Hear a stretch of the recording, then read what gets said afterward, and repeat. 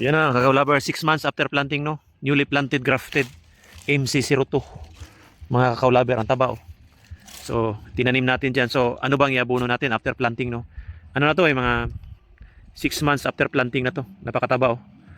So, gumamit tayo ng green dolomite kasi dyan, eh. Tapos, yung abono natin, mga kakao-lover, no? Kung wala kayong DAP, pwede rin yung DAP. Yung meron siyang nitrogen at saka phosphorus, di ba?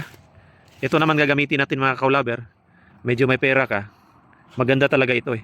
Yung Yara Nitrabor, no? Dito tayo magkukuha ng nitrogen yan, no? Kasi Nitrabor. Dito tayo magkukuha. Ito yung pampadahon natin, mga kakao-lover, yung Nitrabor. Tapos ito naman yung Dupos fertilizer, no? Isa itong phosphorus 002200. So ito pampaugat, mga kakao-lover, no? So ibig sabihin ito pampadahon, ito naman siya pampaugat. Yan yung pangabuno natin, no? Dito lang ilalagay lang natin, mga kakao-lover, sa tabi niya. Yan, oh. Ganun lang natin, wala pa nang ugat dito eh.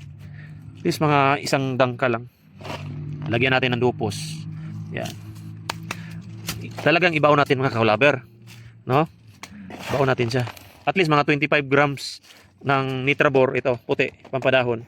Tapos 25 grams dito kasi 6 months na siya eh. Yeah, mga 50 grams lang ilalagay natin, mga kakao-lover. So nagbabase ako sa buwan, mga kakao-lover. Kung 9 months, mga 90 grams din. Pero depende pa rin yan sa tubo ng ating kakao.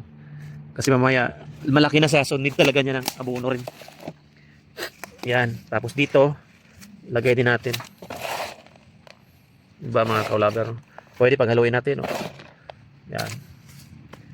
At least mayroon tayong 50 grams dyan. Yan.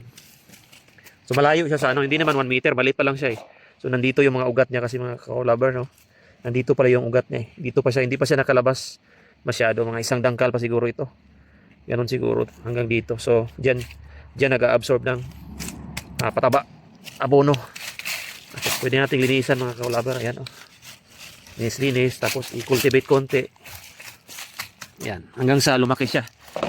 Ayan po, pag-aabono natin sa mga newly planted. So balikan ko yan. After 3 months, balikan natin. Tataas na yung abono ko dyan. So kung 50 ako ngayon, sa susunod siguro mga 70 to 80 grams ang ilalagay natin para lumaki na siya kaagad talaga.